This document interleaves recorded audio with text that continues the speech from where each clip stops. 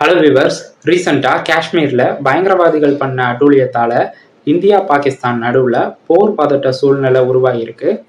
கோச்சார கிரக நிலையை வச்சு 2025 ஜனவரி மாதமே புது வருஷ பலனில் இந்த போர் பதட்ட சூழ்நிலை ஏப்ரல் மே மாதம் வரும்னு சொல்லியிருந்தேன் முன்கூட்டியே. அந்த வீடியோவை இப்போ பாருங்கள். ஏப்ரல் மே இந்த 2 மாதத்துக்குள்ளே பார்த்தீங்கன்னா கோச்சாரத்தில் சனி ராகு சேர்க்கை மீனத்தில் இருக்கும்.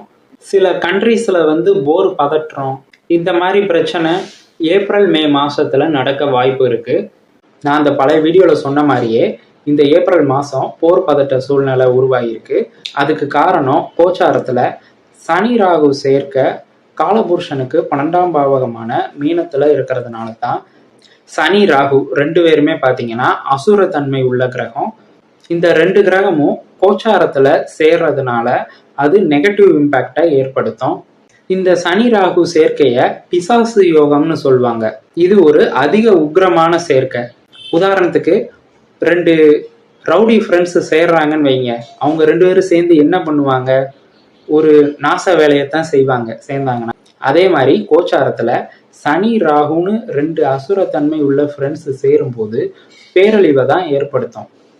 ராகு அசுரர்களை குறிக்கிறவர்.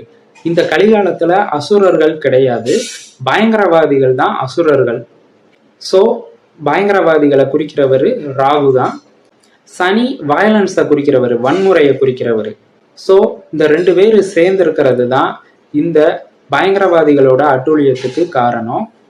இந்த பயங்கரவாதிகளோட அட்டூழியத்தால் இந்தியா பாகிஸ்தான் இடையே போர் பதட்டம் உருவாகியிருக்கு. ஜோசிய ரீதியாக கோச்சார கிரகநிலையை வச்சு இந்த ஏப்ரல் மே மாதம் போர் பதட்டமான சூழ்நிலை இருக்கும்னு ஜனவரி மாதமே சரியாக கணிச்சு சொல்லியிருந்தேன். வீடியோ பிடிச்சிருந்தா லைக் பண்ணுங்கள், ஷேர் பண்ணுங்கள், மறக்காமல் சேனலை சப்ஸ்கிரைப் பண்ணிக்கோங்க. ஜாதகம் பார்க்க விருப்பப்பட்டீங்கன்னா ஸ்க்ரீனில் தெரிகிற வாட்ஸ்அப் நம்பருக்கு கான்டாக்ட் பண்ணுங்கள். தேங்க்ஸ் ஃபார் வாட்சிங்.